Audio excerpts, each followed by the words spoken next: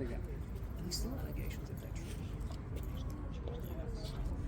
Quite an allegation. Hello, ladies and gentlemen. Welcome to the one and only Inklings Production Festival.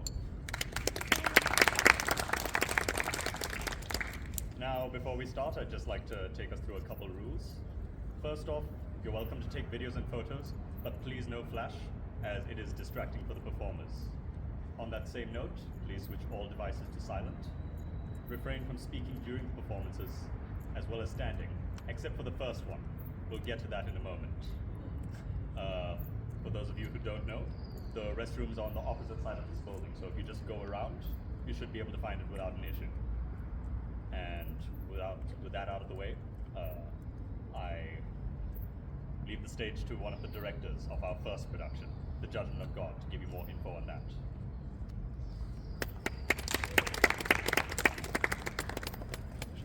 Good evening, everyone. Thank you for joining us tonight. My name is Londiwe Machika. I'm the writer and director of The Judgment of God, along with my co-writer and director, Bongele Manyoni. You can take one of So those. just a few pointers for this production. First and foremost, it has triggering content. It does contain a rape scene. So if you feel uncomfortable, please do not hesitate to leave. Do not hesitate to turn away, just to ensure your own safety. Secondly, we are doing a sort of co-creating with you guys, meaning you are not just spectators, but you're also actors. You will be co-creating with us in one particular scene, and that will be the second scene. So for the very first scene where my partner and I will be here on the ground, please remain seated. But you will stand up when you see those two approach you from the side. That will be your cue to stand up. Along with Jaden and Natalie, they will cue you as well. When they stand up with them. And then thirdly, this is a moving production, so we are going to be traveling from location to location. Otherwise, please enjoy yourselves for tonight and enjoy every other production that comes after. Welcome to The Judgment of God.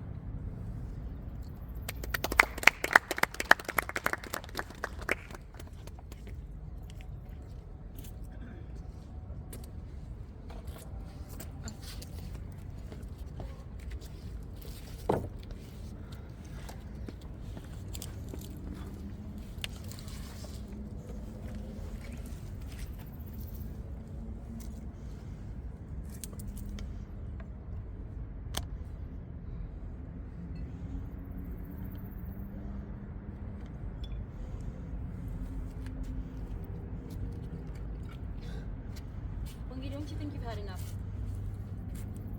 Not enough. I can't remember the last time you drank like this. What's happening? Why are you going back there?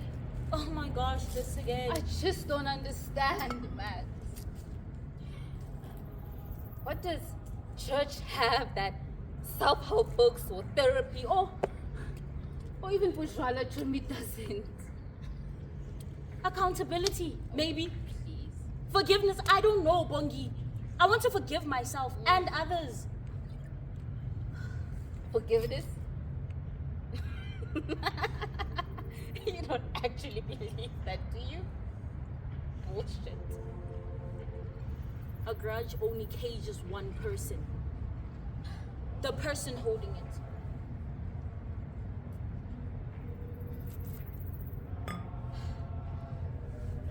After everything that they put us through, the self-righteous assholes who turned their backs against us, you're going back to them? Honestly, I don't know what I'm going back to when it comes to these people. But I'm not perfect. And I am not going to pretend like I am. Damn fucking right. The bishop once told me a story about a prodigal son who runs away and comes home and is accepted by his father. How nice. That's the kind of acceptance I'm looking for. Not just by those around me, but by myself. Bullshit. I yearn for something no man can give me. I thought you were happy. I am empty. And what about me?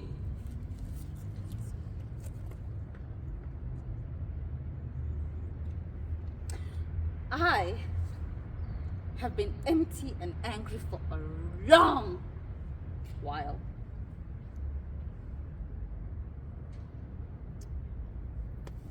He called me a few days ago, said he wants to meet up. Since in. The bastard himself. You're not actually going back, are you? What would you do? Since you're going Christian and all. I don't know, Bongi.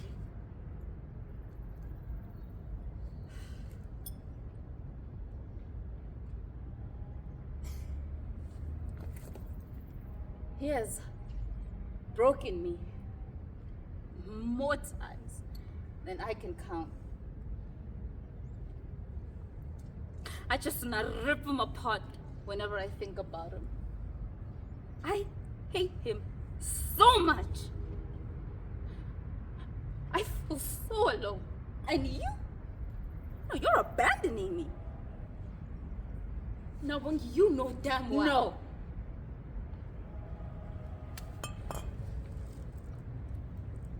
Why does this always happen, Max? If it's not you, it's my fucking husband. If it's not him, it's Aunt Carol. Why are you joining this cult that left me to deal with the darkness that he tormented me in? Abandoning you. Yes! We are the only ones who care for you. And Aunt Carol, she's been praying for you. I don't need prayers, I need vengeance!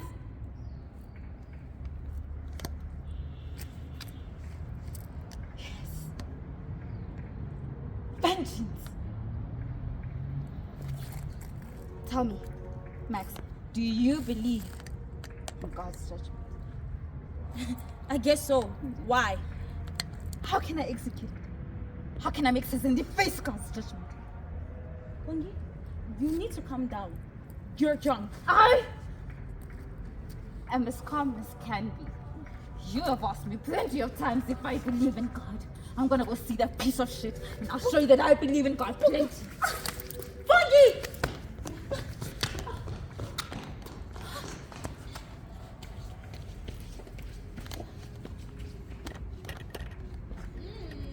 See? I told you there'd be many people here. Look at this.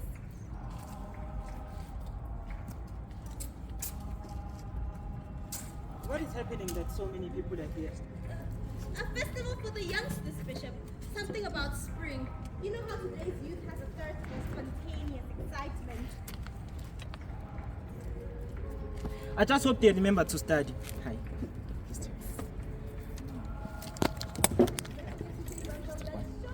Over there. I'm a, why must you mention my height in public, ma'am? There's nothing wrong with being tiny, Bishop. Hasn't the Lord taught you to love yourself? I'm not that sure though. Like, if you say no, you must take one. If you say yes, you must also take one. Don't involve the people in your height politics. Carol! Carol, where are you? Maxie?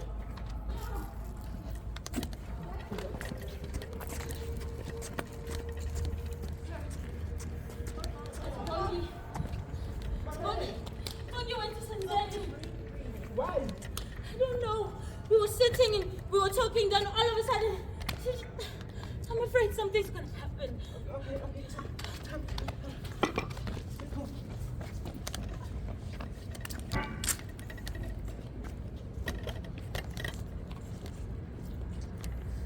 Daddy! Daddy, you're home! Can you play with me tonight? You have a new game? I need to take my shirt off. Okay. But this is a very weird game, Daddy. Why are you taking off your belt? Did I do something wrong? Daddy?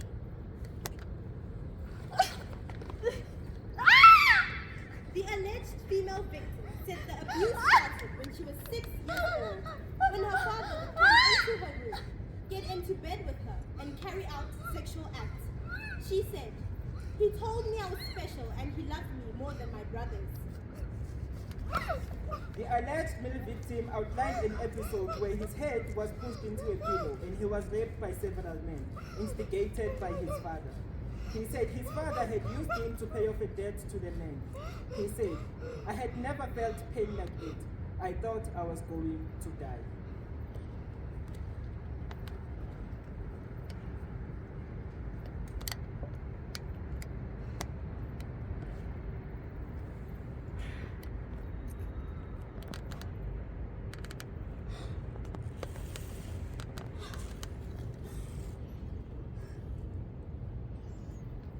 Now,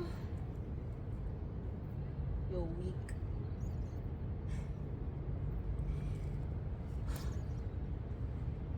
Your health has failed you, Sensei.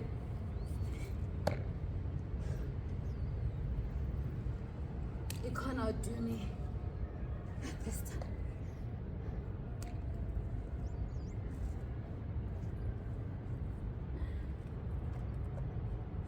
I suppose it's good that you got cancer. I find it to be retribution, really. Maybe God isn't all that blind to my suffering. But it's not enough. It's not enough.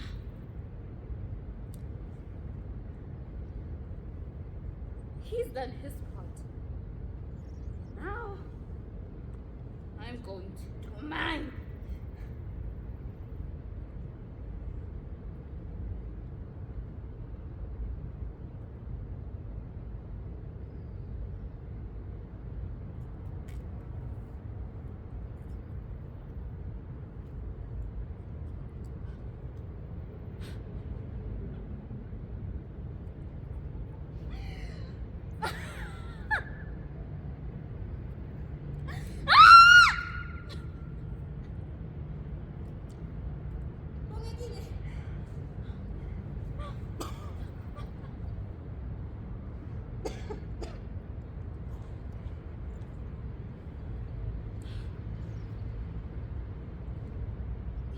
What happened?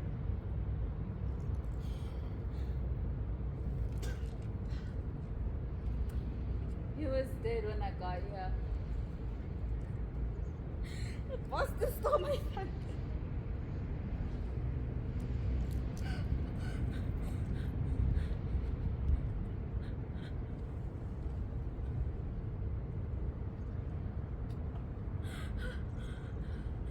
I am so sorry, Bongedi. He was remorseless. How could God take such a man?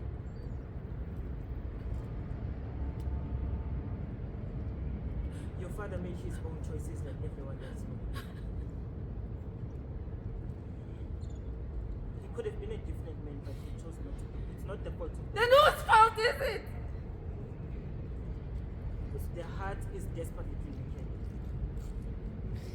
Who can understand it? When Jeremiah 79.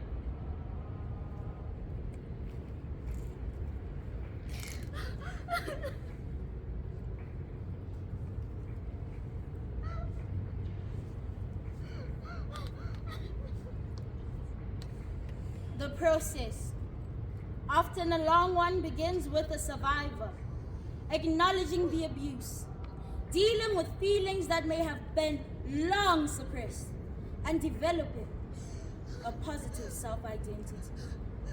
We caution against rushing the process. We cannot push the survivor to forgive just because we, the Christian community, feel uncomfortable dealing with the issue. Rather, we need to stand with the survivor to show the same gentle, loving, patient concern that Jesus showed to those who were hurting.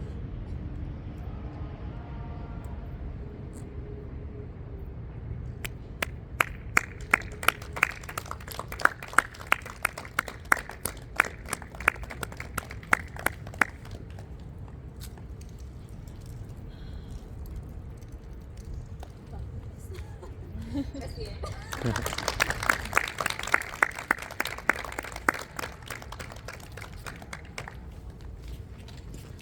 All right, ladies and gentlemen, you may return to your seats.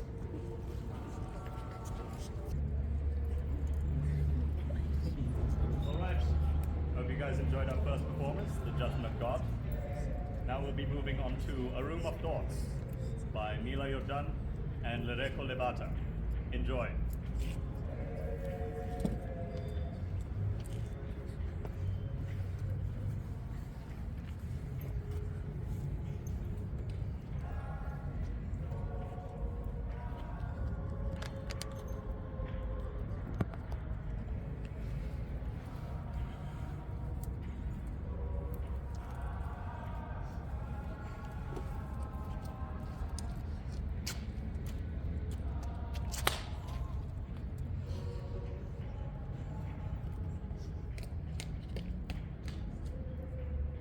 This morning's slap still stings my cheek. When the poison from your lips is not enough to remind me of my place in this world, you take it upon yourself to etch that lesson deep into my flesh, into the most vulnerable parts of me. I could be angry. I could have been angry then too. I wish I were angry, but to invite anger is to invite everything else, and I think I'd rather just lay here instead with the emptiness you've gifted me, your last act of mercy. And as you lay your burdens on me and reason with the mind of a child, I too lay here. I play the role of the unfeeling corpse well, but not well enough. I can't help but look at the door outside and imagine the other roles that exist beyond this stage.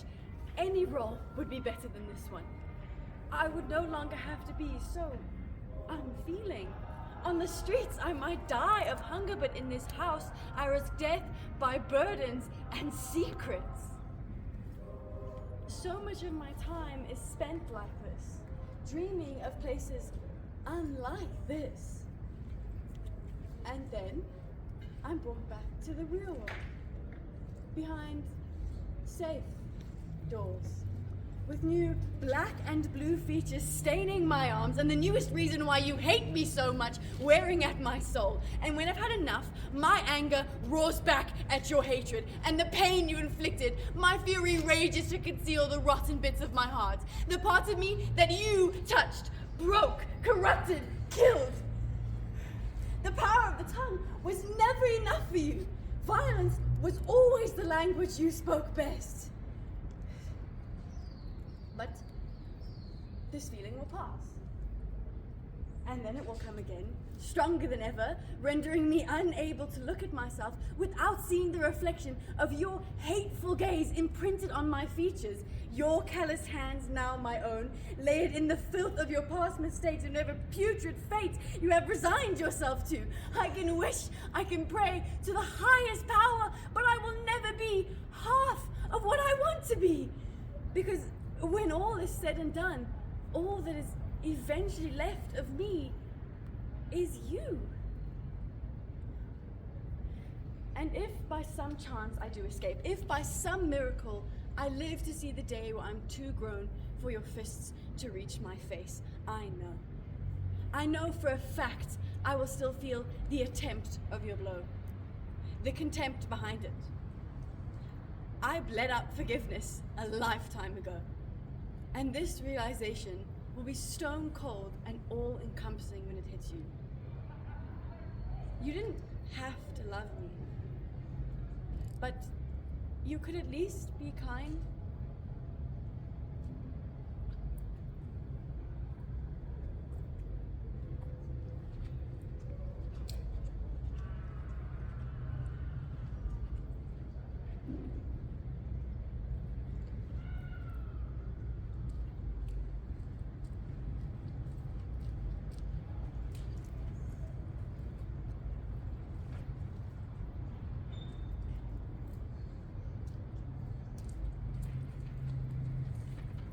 What is this? What do you mean? You know exactly what I mean. A 70? Unacceptable.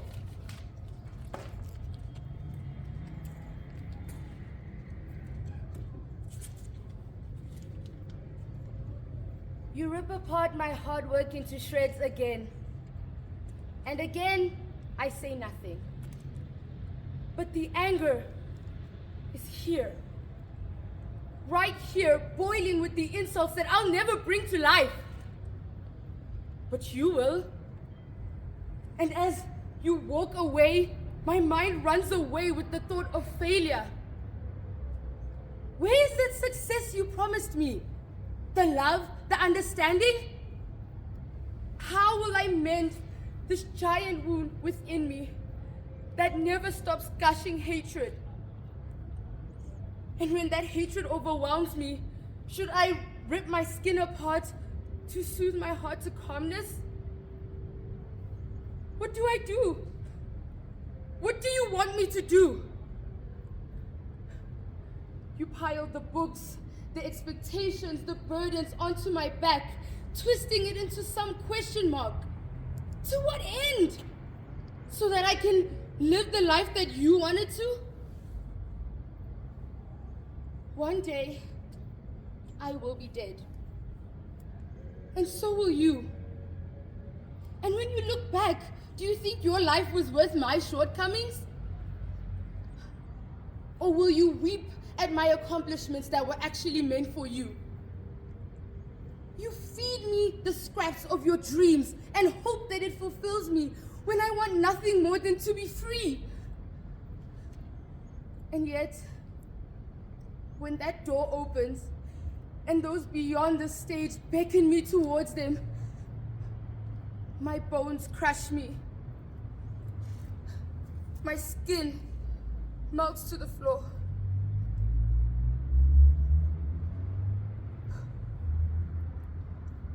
This feeling will pass. I try to believe. While parts of me will never be restored and the holes inflicted by your cruelty will never be sewn shut, I know that this will pass. I look back at our beloved yard and I know that that child, suppressed by your wrongs, will never feel the innocent warmth of youth again. And yet I believe that this feeling will pass. Belief is all I've had for a long time. It's what I hold on to. No matter how much it slips through my fingers like ash, bit by bit by bit.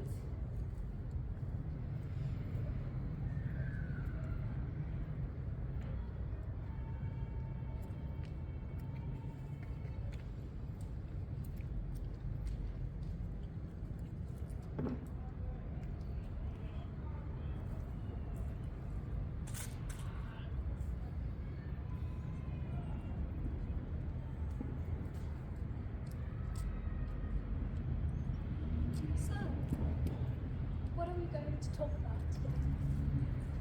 You know I'm not supposed to be here. There's nothing wrong with me.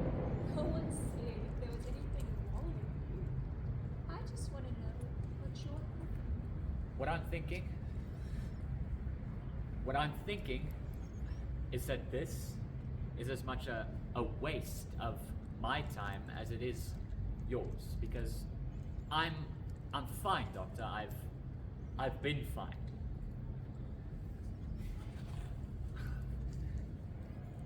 I waste my youth like I waste the nights wishing I was anything but this. My heart drags on the floor filled with what the world won't allow me to show.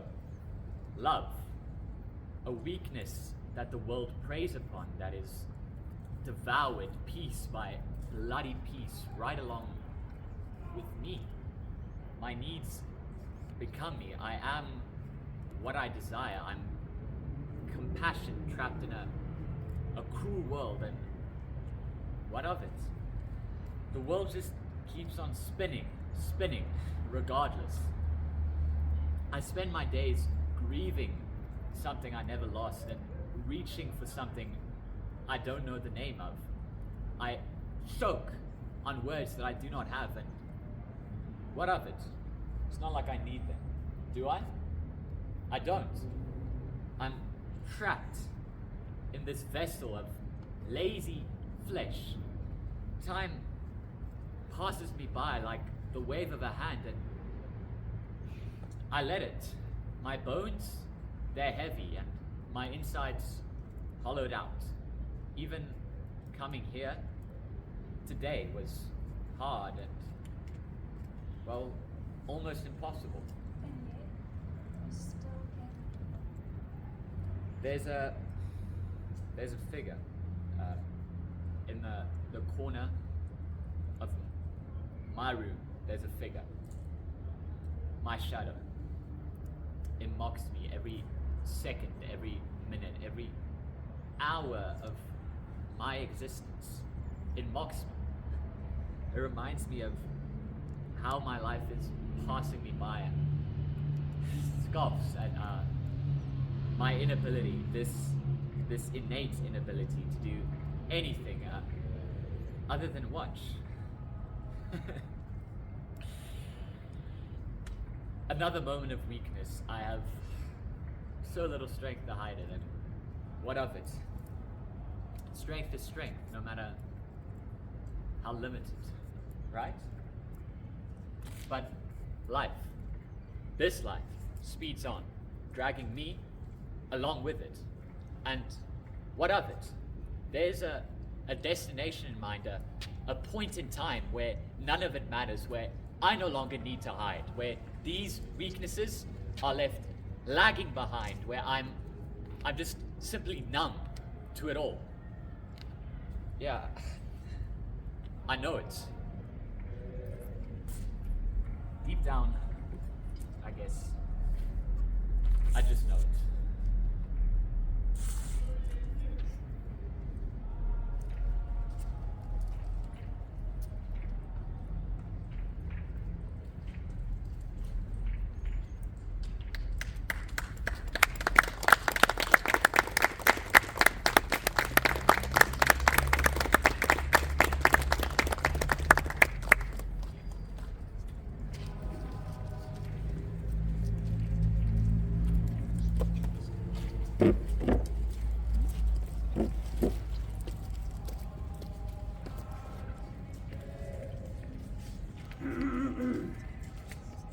Ladies and gentlemen, it is time for our third and final production of this wonderful evening.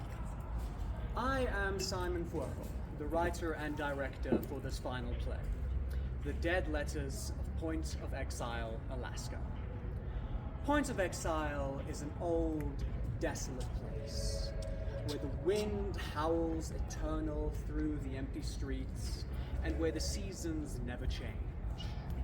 Ghosts wander their way through their half-lives, not with any true purpose. This play is set on New Year's Day, and today we will learn the stories of the various postal workers that are forced to service this lonely and ancient town. Thank you.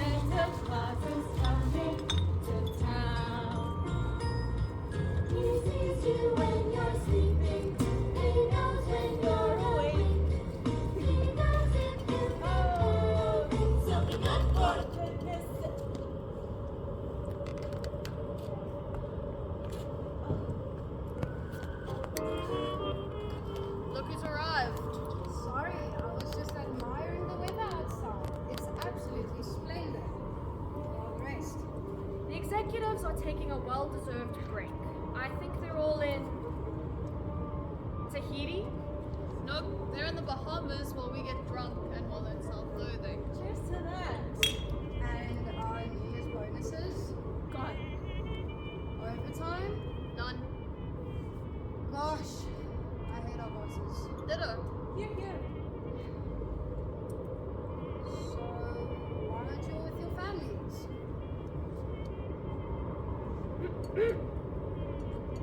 Sorry I asked. Anything happening in town? No, Angel, nothing is happening in town. This is a place of old things that will never die. Seasons don't change. Tonight is the same as every other. Tomorrow can't come, not here. The sun will never rise. Nothing can happen here. Nothing will ever happen here. I wonder where my lovers are. My many bedfellows. I was in the tram or none. Gliding towards the pond. My grandmother stared me here with a letter. She wanted companion to her lonely. Same as me. She wants a daughter, but all I do is paint and sing and sing and sing. Your songs make me cry. Everything makes you cry. Nothing makes you cry. I can't cry. I wonder why. It wouldn't be fair. I want to, but there's too much pain out there.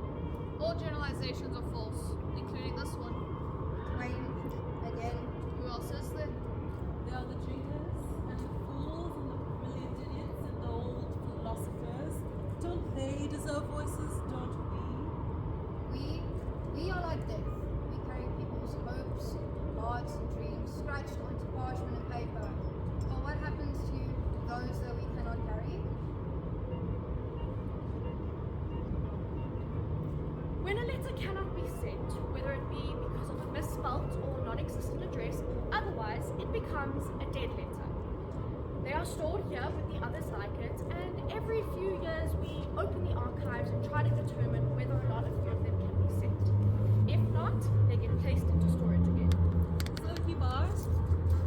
Yes, but we're not supposed to open it unless the executive. Hey, you can't. New Year's Eve and I'm Okay, but the bored. executive It's said that you. open. We need to be ready eventually. This one is from 866 Mulholland Drive. It's addressed to 866 Mulholland Drive. Interesting. Archie, I need to get this down. Your Pontiac Firebird still gathers dust in the garage. Your radio still occasionally roars to life when someone requests your call sign. I have neither the heart nor the know-how to turn the thing off. I still water the trees you planted in our backyard to stop the stranger from peeping over our fence. I know I'll be dead by the time that they get to the right height. I still set a place for you at the table. Sometimes you use it. I can touch your barky skin, scratched rough by sunlight and hard work. You eat the food and I wash up afterwards. You stand and dry next to me. The next morning I find the place stacked neatly, just like you used to. You're dead and buried. Your skin has sloughed off and your bones are cracking. It's these things that keep me from breathing. You're still here. Or maybe your ghost is. Maybe I've gone mad. Either way, I can't do this anymore. I miss you, but you just need to go. You might think you're comforting me, but it's just cruelty. Cruelty I already go through every time I go outside. Is it worth it at all? To love someone like I loved you?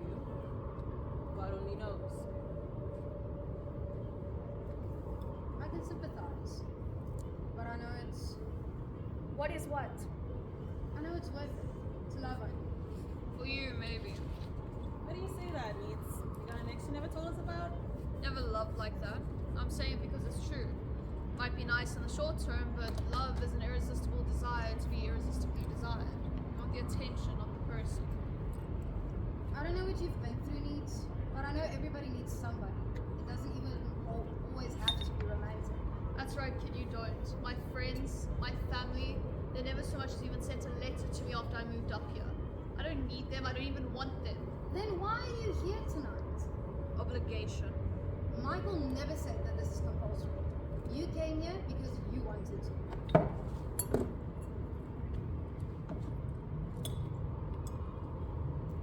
Sure, whatever, kid. I, for one, do see the value in love. We all need to build a family. You built a family. Are you happy? Yes.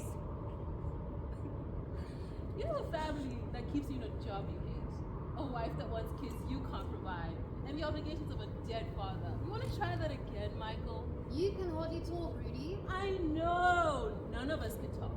None of us here are better than the other. We're all shitty people with shitty lives. We've got what we deserve. Rationalize all you like, Rudy, but some of us are different. Yes, we've heard the stories before. No need to remind us. No, I think I do. My friends died for this fucking place, and what did they get for their sacrifice? Unmarked graves covered in snow 9 months in a year? I got even rotted at all. They deserve better. I deserve better. Than in the cemetery of a town, at least. Yes, Needs. We all respect your comrades, and you do deserve better, but the world just doesn't care. You didn't get a winning lottery ticket for a bloodline. Boo-hoo. Most people didn't. Complaining about it doesn't help. You know what's something I've been wondering about lately? When my monthly bonus went in July. A real mystery. Say, Mike, I think it's your turn to read the next one. What? What? No. Yes. Yes. We are not Yes. supposed to open the archives, and I can't read. No, I really do think it is more important than any contract violating favors of this particular innocent nature. Especially if it was for a present for a failing marriage. Fine. It's addressed to 999 yeah. I have no idea how to pronounce that. Really bad handwriting, by the way. Any case?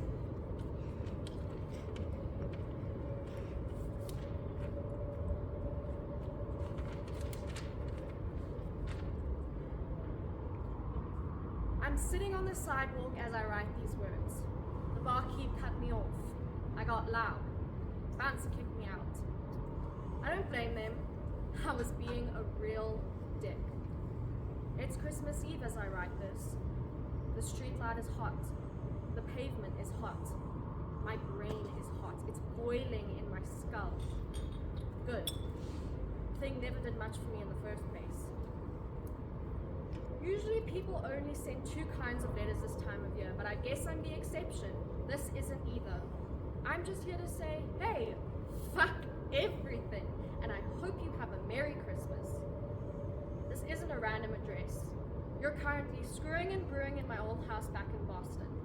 Last place where I can remember anything decent happening to me. Only address I know that's worth sending anything to. So that's all there is to it. This pen's running out of ink. I don't have anything else to say. Don't try finding me. I've dug my grave, half buried as I was born, and now I might as well replace the dirt. No gravestone, no marker. We'll see how the soil feels as it falls. I hope it feels like raindrops. Cheers.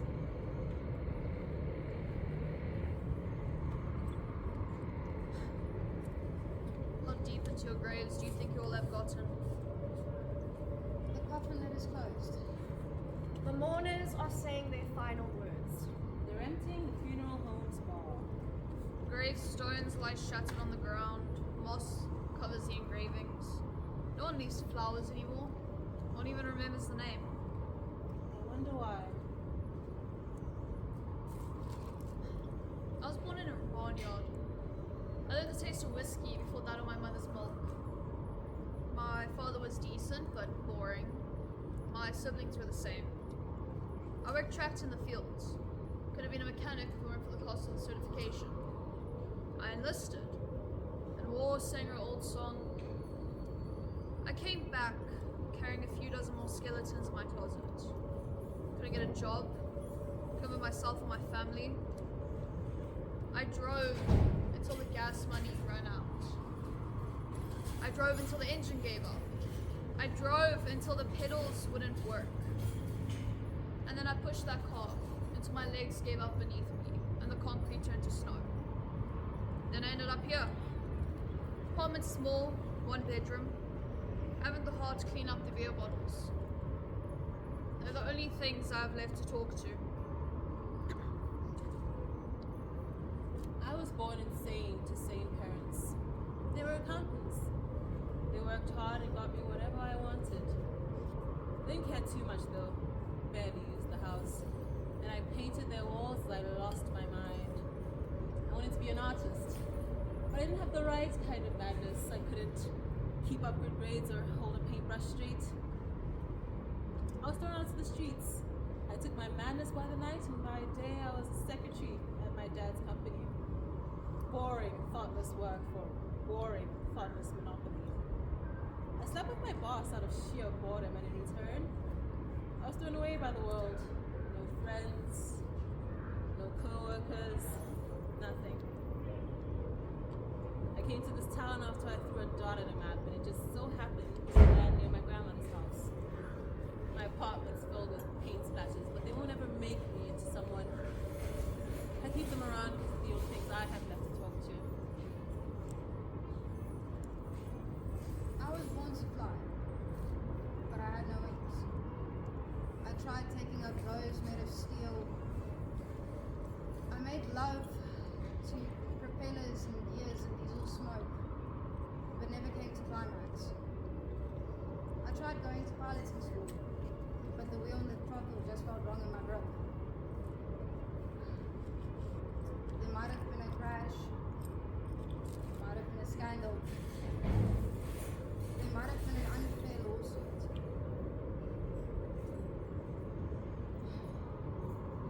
The mental break I suffered was one I remember vividly, and one I will never speak of again.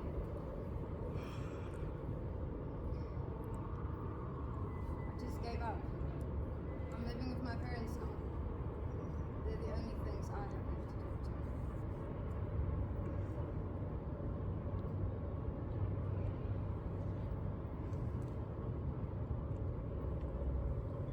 I was born to fill an old man's shoes. My father was a postal worker and I was made to be the same. My lullabies were the mottos and my birthday presents were postal stamps and letter openers. I was homeschooled and taught the ins and outs of the service before I even knew the solar system or how to talk to a girl. My parents sent me to a decent high school in a decent state with decent people, the exact average with no exceptions.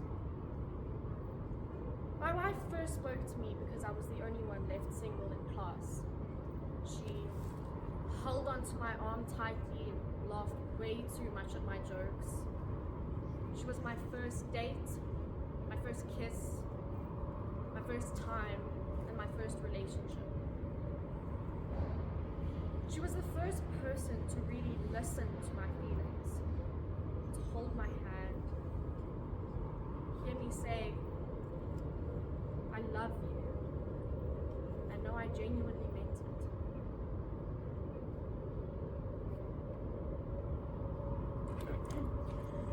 Then I moved us to the most desolate town in the most desolate state, in the most desolate country, and told my parents it was an act of community service. I keep my father's memorabilia around the house as an altar to his memory, and since the wife left, those are the only things I have left.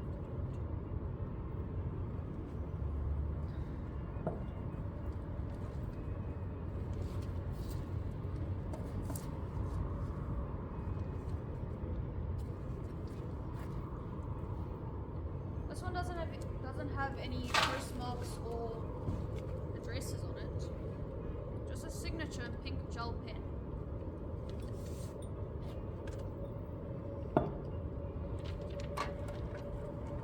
I was 13 when I had my first beer.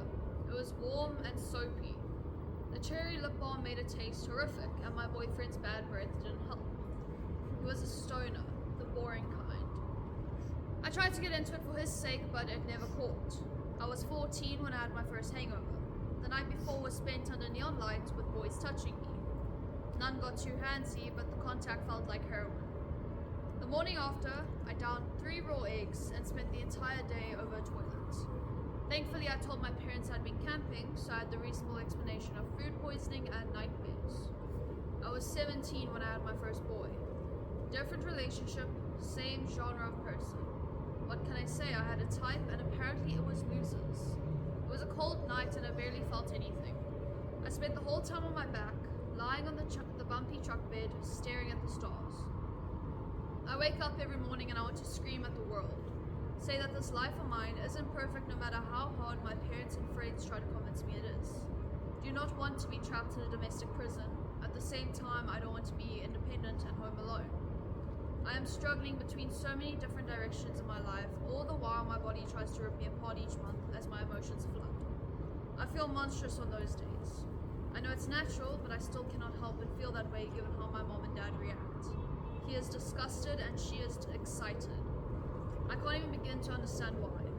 The world is pulling me in 1,000 directions. Everyone betrays me and everyone hates me. Or maybe I'm just completely delusional. God only knows.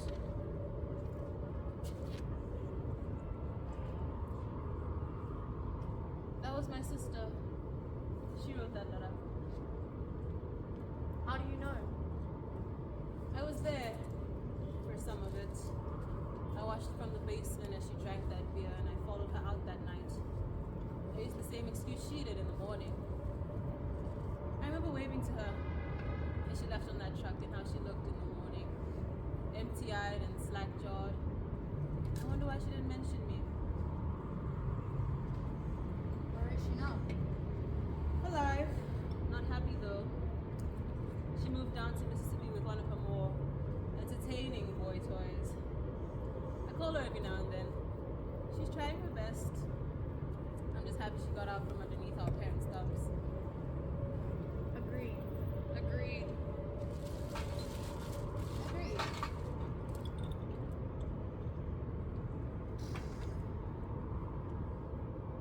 Say, Michael, why is your wife leaving you? Glad to see you have the appropriate amount of social tact for the situation, Angel.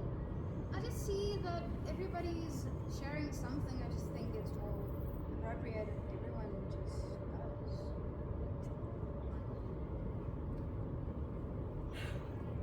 It's no secret. Everyone in town with ears already knows. Her parents made sure of that. Pretend I haven't heard. What happened? She wanted kids. Always has and always will. I didn't care either way. But I got tested and it turns out I'm infertile. We don't have the money to adopt and this has always been something she's wanted. After I moved us here, we fought a lot and that was just the final stick on the burning pyre. But aren't you going to fight for her? There's no real point. I lose anyway. She deserves better than me. Really, she does. Not some washed up postal worker in the middle of nowhere. Understandable. Angel, why did you have the nervous breakdown? Wow. We're really dumping out all our dirty laundry here tonight, huh? It was a combination of things. Not knowing what to do with my life.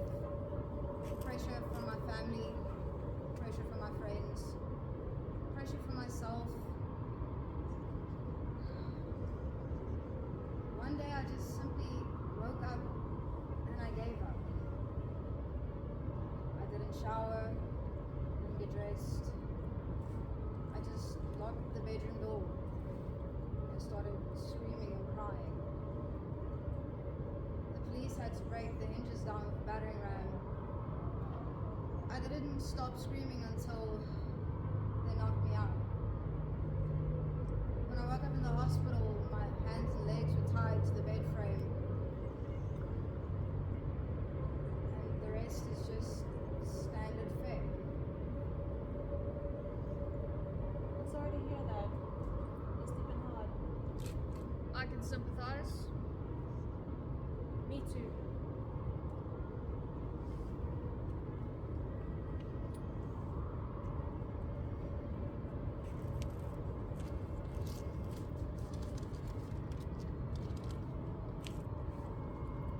This one is from you know who.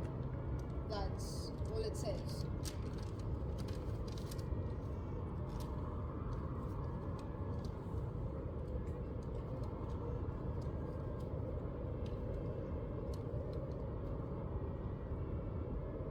It's not too late.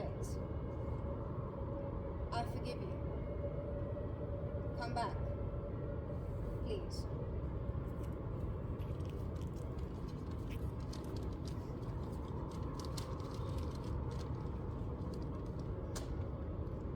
I wonder if it would have been different if it got out. Did you know the sender? No, I'm just thinking out loud. They should have got the chance. We should have been the ones to give them that chance. How are we supposed to know where to send it? There's no address. I think I know. How? I just do. There'd be no point. I mean, look at the letter. The paper is yellow. Whoever sent that is probably dead by now. That or they moved on. And even if they have, don't they deserve that chance? Shouldn't we be the ones to give them that chance? Someone has to do this. I think I will. I think I'll join you. Why? Why you two? Look at us. It's not like we have anything better to do with ourselves. We don't have any real lives. I think it's time we change that. Yes, and after the letters though, we can't keep going back to these weight of these ghosts on our backs. I suggest you two do the same.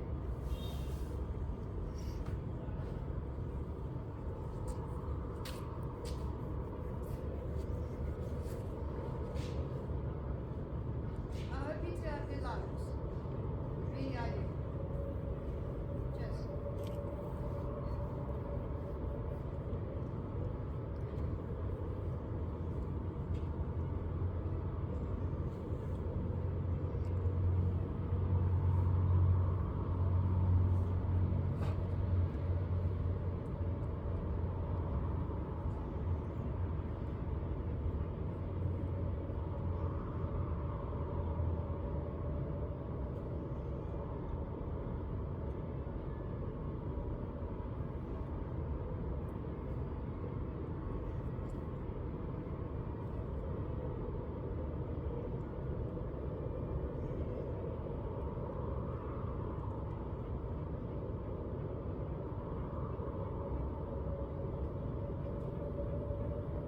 You know, I understand where they're coming from.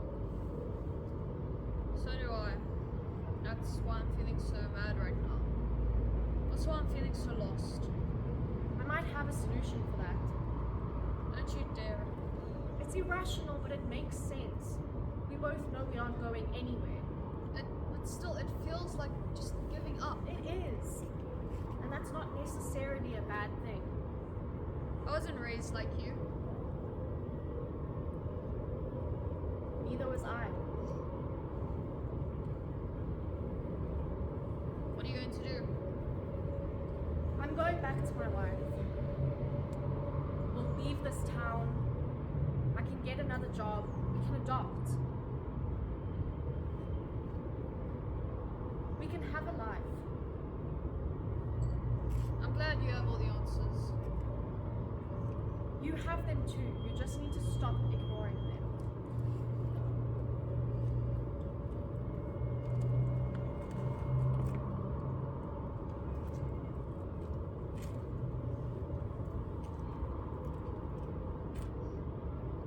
I know you'll find your way. I hope you have the luck you need to walk the path to the end.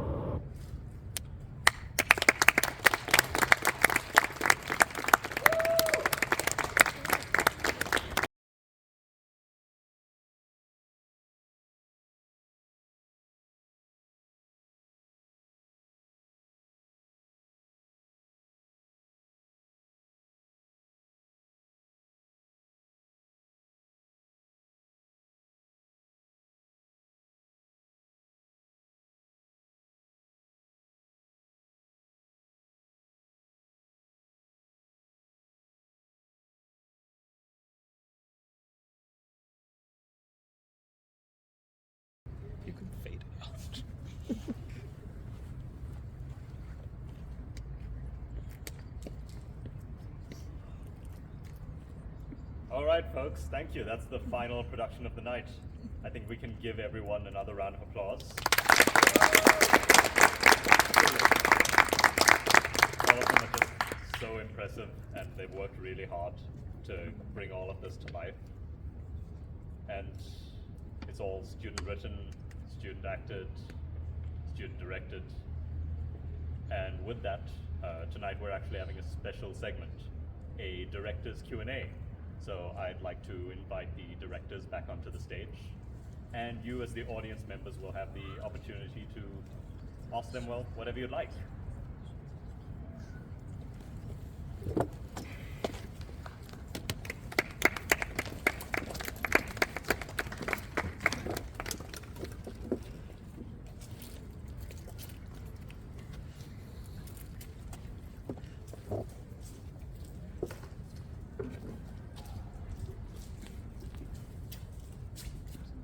Oh, there she is.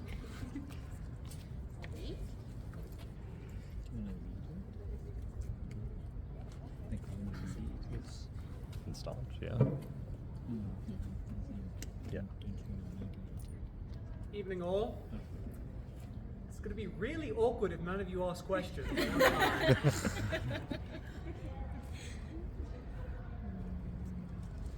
What would you guys say was the most challenging thing? Finding actors, probably. Other than that, I think just the whole writing process was kind of tricky because I think for all of us, we're dealing with a quite sensitive topic, so we had to be sensitive ourselves. And yeah, that's what I think. Anything else to add? For me, it was trying to get the actors, yes, but also just making sure my cast got into their characters. I know for my play, like, I tried my best to make my characters as three-dimensional as possible. I hope that came across. And so I really did have to find good actors, but that was only half of the battle, because after that I got really pedantic, as my cast is sure to tell you if you ask them, about the specifics of the way they were performing. But in the end, they managed to do as brilliant of a job as I was expecting them to, and they pulled through. So yeah, that was me. From my side, I wish my co-director was here with me. Unfortunately, he had to rush back home. But for us, because we were sort of dealing with the topics of religious trauma and, you know, the whole thing of what is rape in conjunction to Christianity, we sort of had to find a way that dealt with the sensitivity of the topics without overstepping certain boundaries. So having to find those nuances and those connections between the two topics was a bit tricky. Hence, we ended up actually using real, when they were reading, every single time that they would read something, the three of them, it was actually real reports from actual people. So we incorporated actual stories into it so that it wasn't just something that we made up, but also we were representing something as well, and we were sort of allowing ourselves to be the voice for the silence, but having to find those nuances, having to sort of get that message across without coming off as insensitive was a bit tricky for us. By the way, people, we really cannot see you if you try to raise your hands. These This lights one are. did So this one's specifically for Alaska. Yeah, were there any films that inspired the story? Films? Yeah. Let me think. I think it's kind of just that surreal, overall, vaguely depressing kind of feeling that you can see in certain scenes of some films, I would say. I was definitely inspired by, like, Snowpiercer. There you go. Snowpiercer's a good one. Completely different genre. You know, you've got the sci-fi train where people are eating chocolate made out of bugs. But that feeling of the storm outside being ever present as these people are stuck within this confined space was definitely, that specific emotional resonance was definitely something that inspired me, I have to say. My question is for all the directors / playwrights. I just want to know what drove you to using the play as an outlet or writing in general at this production festival.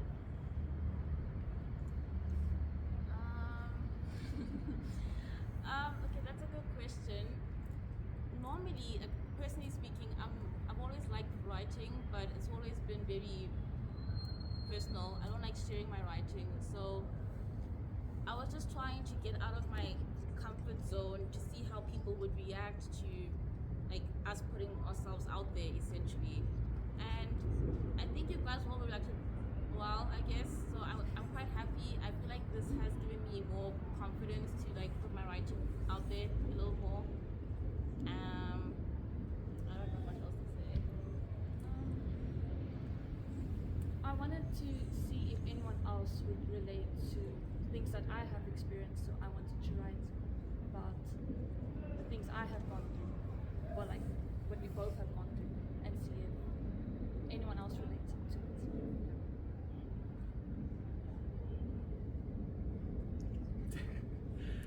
it. So, for me, whenever I write, I usually put pieces of myself in my stories, as is the case with any writer, any halfway decent writer. But with Point of Exile, Alaska, I very specifically wanted to get across a feeling of hopelessness I have experienced, unfortunately, a few times in my life. I'd rather not get into that, but it was important for me to go down into that place, and it's kind of a message to my past self. Myself that was experiencing these feelings that while ago.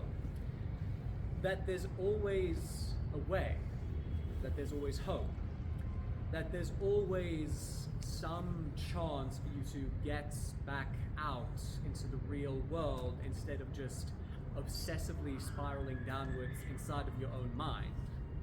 I hope I got that across in the end. For me, so as a devout Christian myself, I have noticed a sort of trend in Christian media where it's often depicted hopefulness and optimism. Yes, there is struggle and there is trouble and there is hopelessness and there is brokenness, but it's not as vivid as it is in the real world. So I think what I wanted to do was sort of connect Christianity to what really happens to actual victims. So I sort of wanted to expose the rawness of the brokenness of people, and also in a way say that there is hope and that there is a way for Christianity to be a measure of healing for that. But as Christians, we can't ignore the fact that people are broken, and we can't be uncomfortable with the brokenness of people. We need to be able to confront the darkness of the world. And I think that by producing vivid imagery, especially with the rape scene and wanting to kill Senzeni the father, I hoped that I really sort of ripped the band-aid off of that, just to show people that it is okay for any person of any faith to confront the real issues of the world, and that you don't have to sort of brush over it or just dismiss it as, oh no, it's just evil, oh no, the world is just broken, but to really take it by the horns and to really dig into it, to dig our teeth into it, to be like, this is what the world looks like, and what are we doing as people who believe that we are pioneers of hope and faith? What are we doing to bring healing to that brokenness? As directors, what approach did you take? What was your process of characterizing your actors? We just kind of like told them they should make it their own character, because it is at the end a universal like play. Anyone should be able to relate to it. You don't have to relate to all of it, but maybe like a certain part, and we wanted our actors to make it their own. So we just told them, I think be yourself. it was very important that this is personal, not just for us or the audience, but for the actors as well. Because if the actors can't relate, then how is anyone else supposed to relate? Or it won't at least come out as a good play, and you won't get the message across. It won't resonate well with the people who need to hear the message. So yeah, just like personalizing it and giving our actors the freedom to just relate to it as best they can. I think that really did help us a lot. It made things easy, it made things flow naturally, and For me, I'm sure a lot of you noticed the interesting casting discrepancies. Given both Michael and Neats are male presenting and originally written to be male characters, however, I casted them as female and female presenting actors. In fact, the entire cast is female and female presenting, and well, for me, when I cast my actors, I had each of them read out one of the letters and their I was born in monologues, and I used that in order to try and get the underlying emotions behind that person's personality. I tried to see the general state in which they lived. And I got really lucky, I have to say, because I got a collection of actors which managed to perfectly embody the internal states of these characters. And so, whilst yes, I was somewhat pedantic with a couple of particular lines and the wording and the delivery on them, because they did deviate a bit from the script, nothing too dramatic, but just, little differences here and there, which I allowed, but ultimately, the actors did most of the work when it came to embodying the characters. I just made sure that the messages for the lines came across. the creative process actually was quite interesting because I started off on an entirely different script. And then my co-director was like, you know what, let's actually make this about sexual assault. And I was just like, you know what, yeah, sure, why not? A method that I used firstly was vivid imagery. I have been trained to use the body as an instrument of projecting or displaying images, right? So I wanted to find a way to incorporate my training and to incorporate my body as a way to carry across the message. And then secondly, as I mentioned earlier, that we used actual records from actual people, from actual victims. So we call that theater of the real. So we also incorporated that as well. I think we sort of took on a bit of a storytelling path in that direction, a bit of a storytelling path. But I think essentially, I did really take much of the reins when it came to the characterization for my actors. Though I did allow them to have creative freedom, but there was a certain thing that I wanted to see in each of their characters, in each of their persons. And I think, not even I think, my cast did extremely well, extremely well. I'm very proud of them.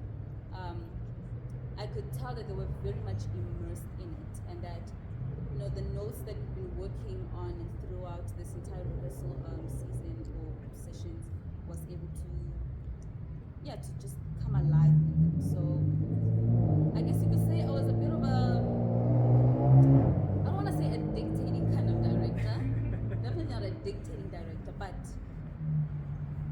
I drew the picture clearly for them. And while it's not a matter of I wanted them to imitate it, but I wanted them to take the picture and make it their own. And I think they did that extremely well. Which of your characters has more of you in it than the rest of the characters? Is that a question for all of us? Yeah.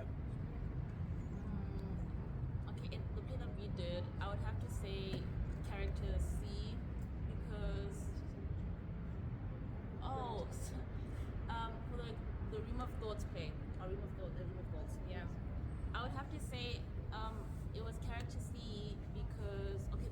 character played by Reachard because when you're like in a really bad mindset, it's really hard to just basically tell people, hey, this is what's wrong with me, because really you don't know and you just feel so isolated and alone. And yeah, that was me for majority of high school, even a little bit of last year. And I just thought, you know what, since I'm personalizing this as well, since I'm writing this, I might as well just try to put myself in there. And that was the character I feel like I resonate with the most. And I'm very proud of how the character came alive and was performed by the actor. He did a really good job, and I did see myself in the actor, and it was nice to see that, oh, okay, that's not me anymore. That's the old me, and I've grown. And yeah. For me, it was the first character. Coming from a household that was abusive, I know exactly, like, I resonate the most with that one because I know what it's like to go through that. Luckily, I'm in a better place now, so yeah, I related the most to the first character. Me personally, it's a weird one. I'm kind of a three-way mix because the way that I write characters is I inject my own personality traits into them and then I extrapolate just based off of that. So for Michael, it's me when I'm more alone and I get lost in my own thoughts, whereas for Angel, that's when I'm lost in my own thoughts around other people, whereas for Rudy, that's kind of the way that I act in general, where I've got my brain under control, I'm happy, I'm around other people, and then Neats is where I'm in the dumps, the misery, the sadness, rock bottom, as it were. So, effectively, all of them. The most relatable character for me was actually Max, the one who played with me here. Because there was a time where I was lost, and I would actually even go as far as to say somewhat rebellious to my faith. And in that time of rebellion, I felt really alone, and I felt so lost, and I felt so broken inside.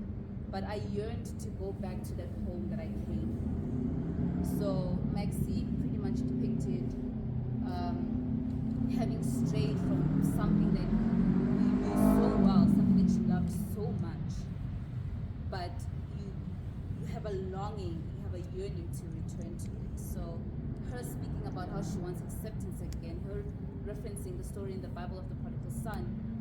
At some point I was a prodigal daughter, and yeah, I'm very happy because now I can speak very boldly about my faith, whereas there was a time where you wouldn't even tell that I was a Christian.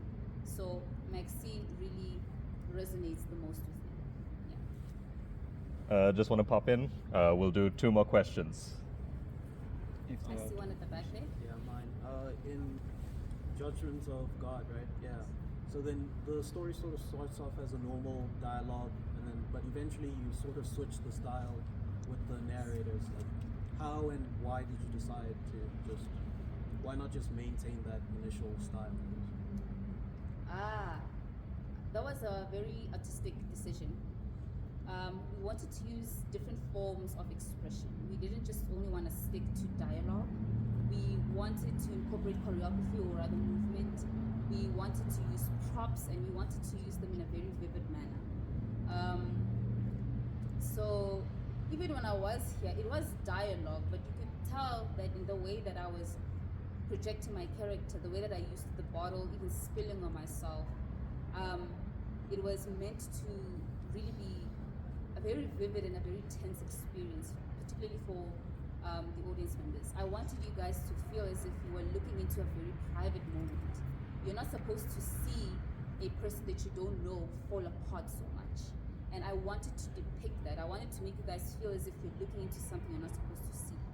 Hence, then we even went further into the rape and all of those things. Those are, I don't want to say private moments, but moments that people tend to sort of shy away from. So it was a more artistic decision, and we wanted to progress it, not in a kind of way, which is why we started off on a particularly energetic or a hyper note, so that when we got to the more vivid imagery, you weren't shocked of like, where did this come from, you know? So yeah, we just wanted to experiment, play with different styles, see how we can use all of this knowledge, bring it together to make a complete piece. Yes. How does it feel?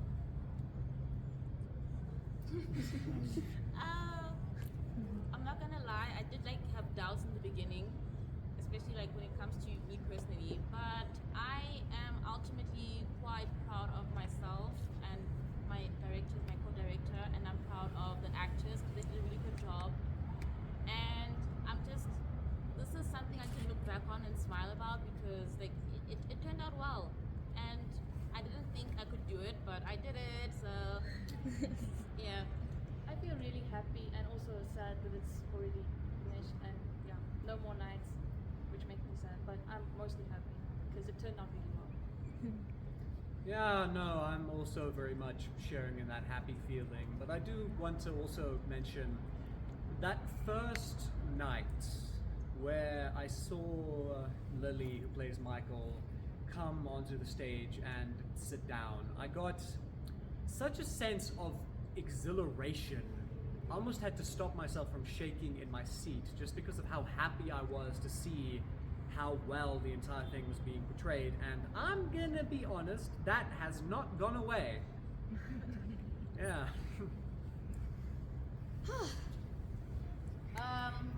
Firstly, I am extremely happy because I don't have to travel anymore. I live like an hour and 30 minutes away by bus ride. So I would literally travel every single day of the week from Monday to Saturday. Whereas the rest of my class just lived around the area and they could sleep in. I had to wake up at 4 every single day just to come here and just to rehearse for like just 1 hour. So I'm happy the rehearsal process is over. But I think most of all, I really enjoyed it. I feel relieved that I got to put it out there.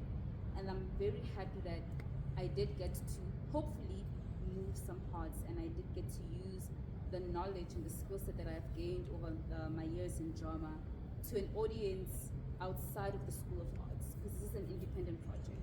So I feel as if I'm sort of branching and growing into my career as an actress, and also hopefully in the future as a director. So I'm very happy about that.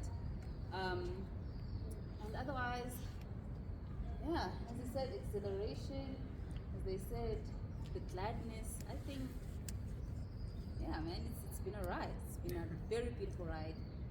Wherever my actors are, they're sleeping, but they deserve the rest. So I'm just very grateful that you guys were able to make it tonight, at least for the final night. And my parents are here, my friend is here. I'm very happy that they got to see my work for the very first time. So Congratulations to all of you.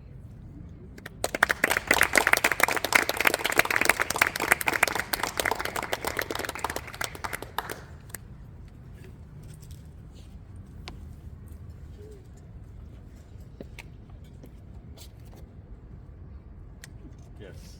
Thanks everyone for coming. Everyone here is amazing. Thank you to everyone who's come here to support this. Thank you to the actors. And thank you to Nat over there for helping me with organizing all of this. There were so many moments where I thought this might not happen. And just, this is the Inklings 40th anniversary, and I really wanted to push to have something big, something that I could contribute. And I'm really glad that I got to put on this festival. But yeah.